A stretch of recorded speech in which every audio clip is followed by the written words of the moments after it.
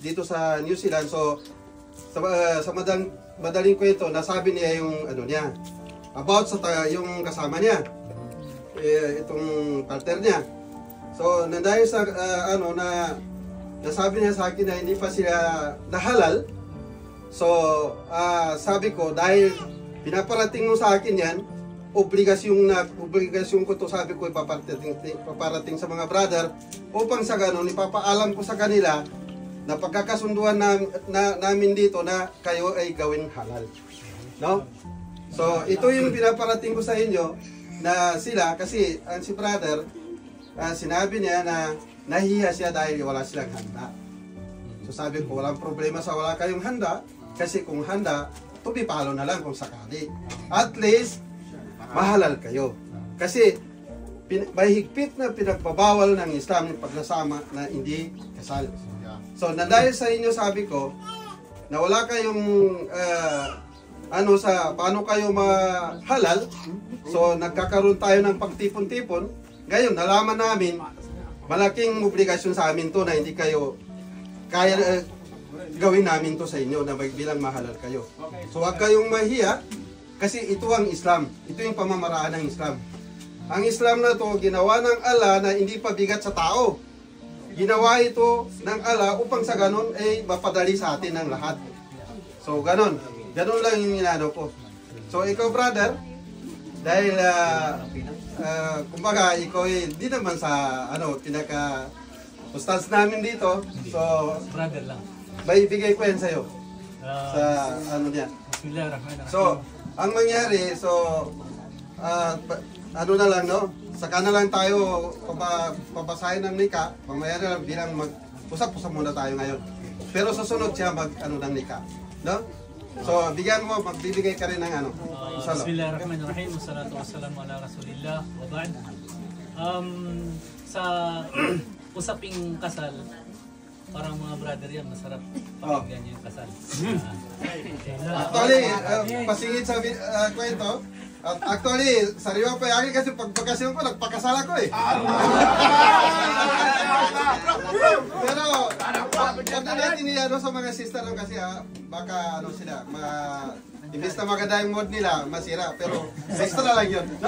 Ituloy mo brother. Sabi nga ng Rasul sa Islam, Ya ma'asyara syabab, man istata'a minkum man ilba'a falyatazawwaj. Sabi ng Rasul sa Islam, o kayong mga kalalakihan, o kayong mga binata pa, kung kayang yung mag-asawa kayo.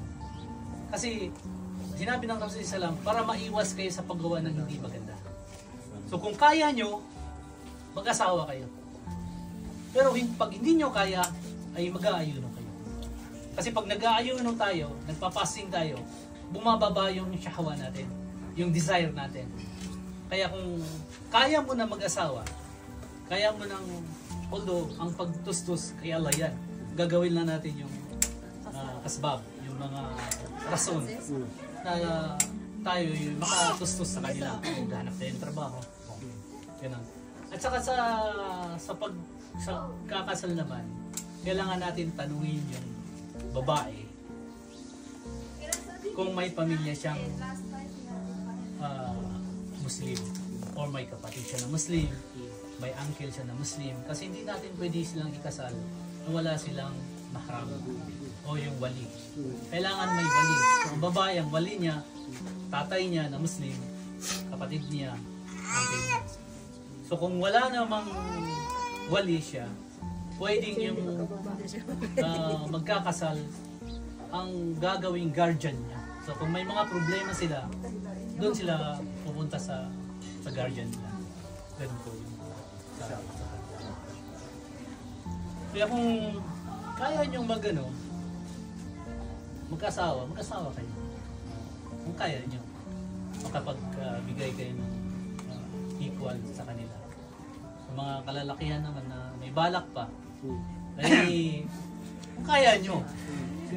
Oo. Hindi ko naman encourage kayo na mag-asawa kayo tapos pabayaan yung unang asawa nyo. Hindi. Kailangan nasa pantay kayo. Yung makatarungan kayo. Hindi naman ibig sabihin na makatarungan kayo sa pagmamahal kasi hindi mo talaga mapantayan yung pagmamahal. Hindi ano yan eh. Sa tao yan eh. So kung sa napaka naman yung pagtustos, yung ibig sabihin nun ng makatarungan ka, halimbawa, kung sa isang pamilya may isang anak ka, sa unang asawa mo may 3, hindi siguro pwede na magbibigay ka lang ng 100 sa bawat isa. So, kung saan yung matustusan mo sila sa isang pamilya, halimbawa sa isang pamilya kailangan mong gumasto ng 300, sa kabila naman 100, okay yun, pantay yun. Ganun yun. Malamig sa labas. Long jackets. Ang anong maging suggest mo, brother, sa tanungin natin yung sister. Kung Tanungin sister. may pamilya siyang... Actually, tinanong ko na siya, willing naman siya. So, mas mainam, ikaw rin ang kung sinong maging wali niya, paano pamamaraan natin. May pamilya ba siya sa Pilipinas? Paano pamamaraan natin na maging makakuha siya ng wali? Sa pamamaraan ba ng tawagan yung pamilya niya o paano? Kung ano ang Sabi sakit nila na migro. doon tayo sa loob naman. Kunin ko na yung jacket. Kasi yun na nga, tama yung sinasabi niya, magagawa yung kasal yun sa pamamaraan ng mga ganon. Pero yun na naman yung pag-aaralan natin kung paano ba yung magagawa nun. Wagib ba na maging tawagan na lang yung pamilya niya o anong meron? Kasi ang kailangan lang naman doon na maging saksi yung actually yung both side sa kanila. Pero si brother na to, totally ano naman siya, lalaki siya kasi pinakano siya nila babae. Si brother, maging saksi niya, tayo na lahat. Oo, yan yung inano lang dyan, yung babae. Yung babae, Muslim yung sa gawin, nagsahada na. Oh, nagsahada na siya. Alhamdulillah. Sabi ni brother. So, bilang si brother, napapaloob siya ng Muslim, si sister, sa ngayon, so, gawin natin siya na magkakaroon din ng duri siya, si brother. Lahat ng pamamaraan ng mag-asawa, may tupad ni brother sa kanya. Sa kasal din pala, kailangan may kondisyon yun. So na yung nandun yung ikakasal. Yung pangalawa, yung tara din ba'y na huma, yung nagkagusto yung bawat isa. Kasi hindi mo namin pwedeng ikasal kung ayaw ng isa, gusto ng isa. Kailangan may sila, kagustuhan sa isa't isa. Yung pangatlo, yung mahar. Yung ang duri kasi, yung ibig sabihin ng duri, yung babae yung magbibigay sa lalaki. Baliktad pala, no? Oo, yun sa mga Indian culture yun. Duri tawag doon. Sa atin, mahar, tayo magbibigay ng handog doon sa asawa natin. Hindi ibig sabihin na binili mo yung asawa mo, kundi regalo mo sa kanya yun. Oo. Yun yung mahar. Ang sabi ng Rasul Sallam, ang mas mababa na mahar, mas malaki yung reward. Depende na sa inyo kung ano yung pinagkasunduan nyo na ibibigay mo. Yun. So sa pagkuha natin ng wali dahil sa sitwasyon ni sister, ano bang dapat natin gawin upang sa ganun ay mahalal sila? Kasi sa wagib na yung na dapat ikasal, pangalawa, nagkasundo sila. So ito okay na yung nakita natin, okay na, nagkasundo sila. So nagsama sila tapos nagkasundo sila, halimbawa, so pasok na doon. So ang tinitignan na natin kung paano yung wali ni sister. Kumbaga side sa kanya.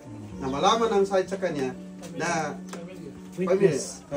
Witness ba? Oh, may witness ba? Sorry, So pwede yung tatawagan na lang. O, hindi kung Ang witness mo. ang witness kailangan din ng Muslim. oh. So Pamilya ba siya ng Muslim? Kung may pamilya sa Muslim,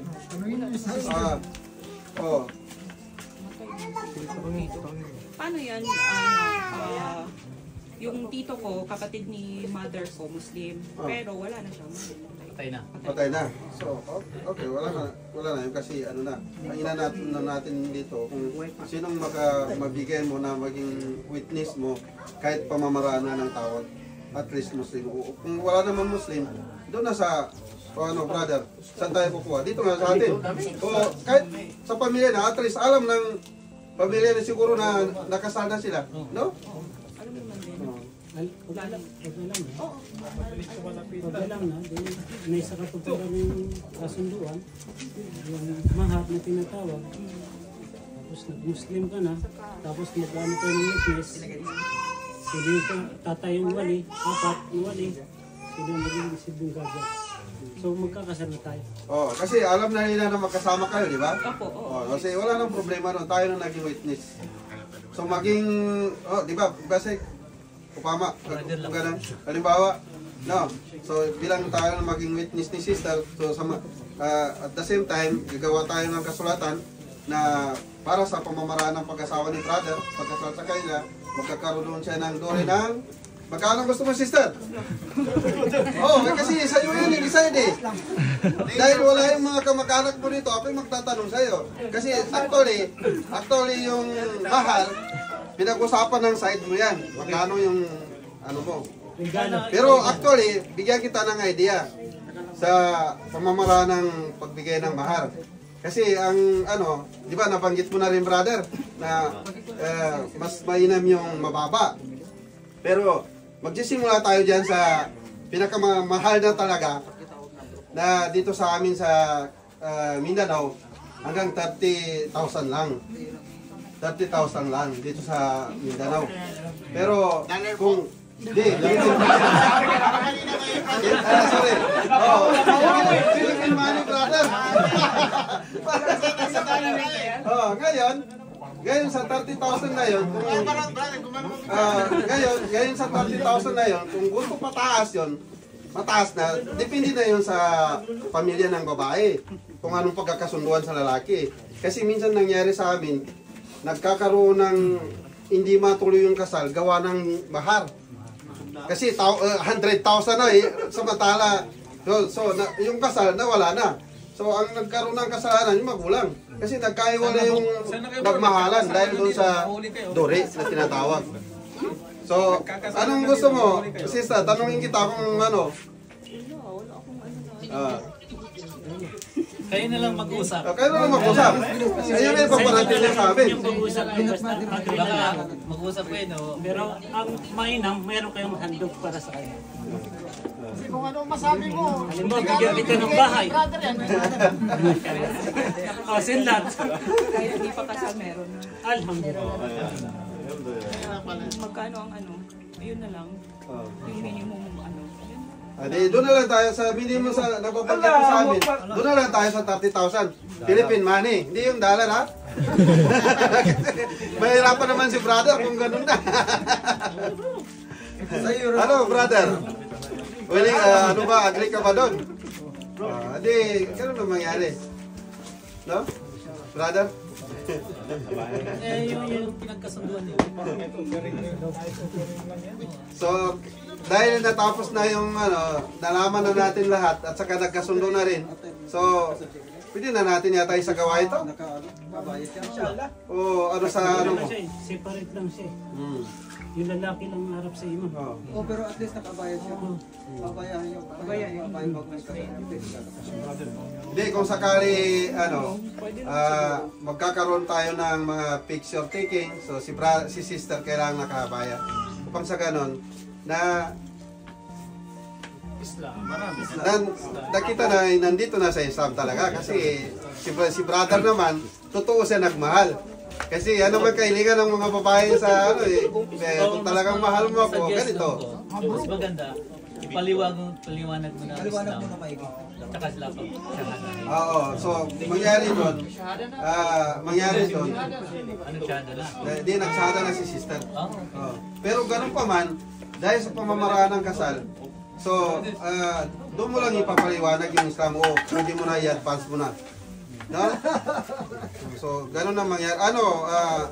Ihalal na natin sila ngayon o after na lang? Well, pero mas, para sa akin, After, ngayon na lang, para pagkatapos na nag-gathering natin, nagsisiuyan na, at least nahalal na sila.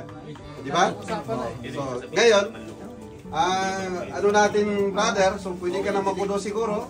O papauduin pa ba natin o ano na? Wala namang problema, wala namang Wala sa kondisyon. Wala sa kondisyon yan. Ha? Wala sa kondisyon. Wala sa condition ba ko to? May kondisyon, may wali, na pagkasunduan, witness. Tatlo lang ang kondisyon ng pagkakasal. Kasi hindi, inaano ko sa ano, ang gusto ko lang makuha rin natin yung ano, kung anong pag-uusapan natin. Kasi nandun sa amin, bago yung mga kaugalian nila doon, dahil hinahalal na, pinapaudo yung lalaki. Pag sa ganon, na dalisay. Pero hindi naman ibig sabihin na pinapaudo, magsasala siya. Pero, na dahil sa ano, so hindi na kailangan yon.